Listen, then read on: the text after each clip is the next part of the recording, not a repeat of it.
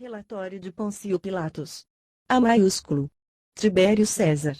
Relatório de Pilatos enviado a Tibério César sobre o novo personagem que surgiu em Jerusalém.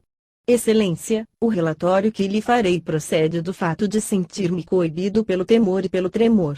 Pois já sabeis que nesta província que governo, única entre cidades quanto ao nome de Jerusalém, o povo judeu em massa entregou-me um homem chamado Jesus, acusando de muitos crimes que não puderam demonstrar com suficientes razões. Havia entre eles uma facção sua inimiga porque Jesus dizia-lhes que o sábado não era dia de descanso nem de festa para ser guardado. Ele, efetivamente, operou muitas curas nesse dia, devolveu a visão a cegos e a faculdade de andar a coxos, ressuscitou os mortos, limpou os leprosos, curou os paralíticos, incapazes de ter impulsos corporais ou ereção de nervos, mas somente voz e articulações, dando-lhes forças para andar e correr. E extirpava qualquer enfermidade somente com o uso de sua palavra. Outra inovação mais assombrosa, desconhecida entre nossos deuses, ressuscitou um morto de 4 dias somente dirigindo-lhe a palavra, e é de se notar que o morto já tinha o sangue coagulado e estava putrefato por causa dos vermes que saíam de seu corpo e exalava um mau cheiro de cão. Vendo, então, imóvel como estava no sepulcro, ordenou que se levantasse e corresse, e ele, como se não tivesse um mínimo de cadáver, mas fosse como um esposo que sai do quarto nupcial, assim saiu do sepulcro, transbordante de perfume. E há alguns estrangeiros, totalmente endemoniados, que moravam nos desertos e comiam suas próprias carnes, conduzindo-se como bestas e répteis, também a eles tornou-os honrados cidadãos, fê-los prudente com a sua palavra e preparou-os para serem sábios, poderosos e gloriosos e para confraternizarem com todos os que odiavam os espíritos imundos e perniciosos que habitavam neles anteriormente, os quais arremessou nas profundezas do mar. Além disso, havia outro que tinha a mão seca. Melhor dizendo, não somente a mão, mas toda a metade do seu corpo estava petrificada, de maneira que não tinha nem a figura de um homem nem dilatação de músculos. Também este foi curado com somente uma palavra e ficou sadio. Havia uma outra mulher com problemas hemorrágicos, cujas articulações e veias estavam esgotadas pelo fluxo de sangue, a tal ponto que já nem sequer se podia dizer que tinha um corpo humano, mas se assemelhava a um cadáver. Havia ficado até sem voz. Tal era a gravidade de seu estado que nenhum médico do território encontrou uma forma de curá-la ou sequer de lhe dar uma esperança de vida. Certa vez Jesus passava por ali em segredo e a mulher, retirando forças da sombra dele, tocou, por detrás, a fimbre de sua túnica. Imediatamente sentiu uma força que preenchia seus vazios e, como se nunca tivesse estado doente, começou a correr agilmente em direção à sua cidade, Cafarnaum, caminhando de tal forma que quase igualava qualquer pessoa que percorresse de uma só vez 6 jornadas. Isto que acabo de relatar com toda a ponderação, Jesus fez num sábado. Além disso, operou outros milagres maiores do que estes, de maneira que chego a pensar que suas façanhas são superiores àquelas que fazem os deuses venerados por nós.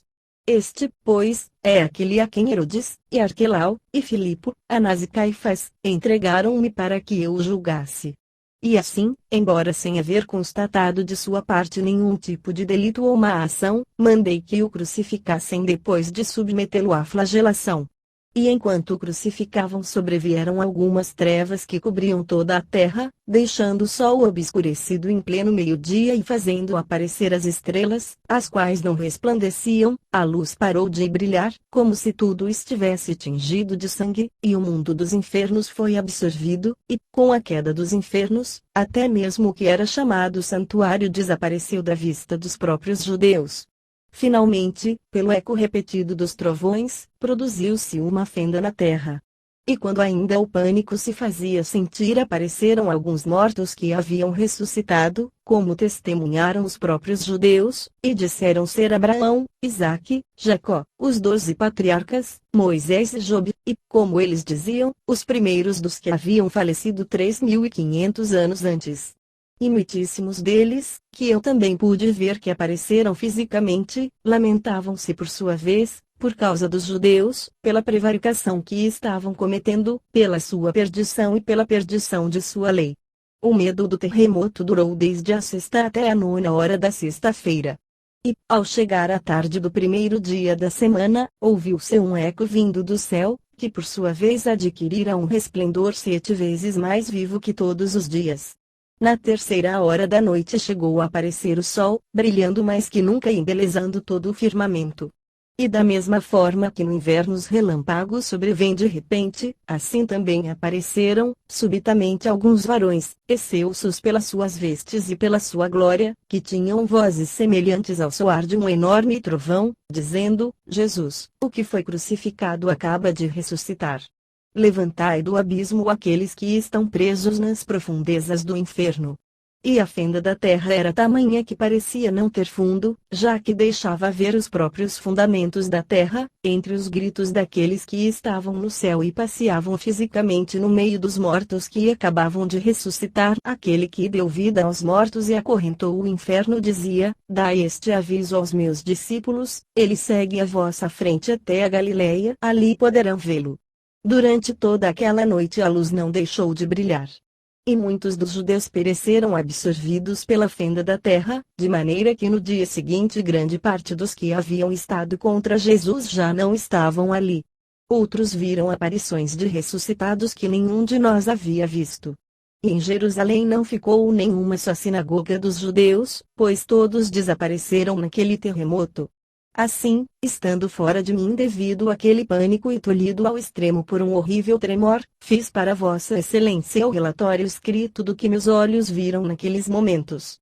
E, além disso, rememorando o que os judeus fizeram contra Jesus, remeto este relatório à Vossa Divindade.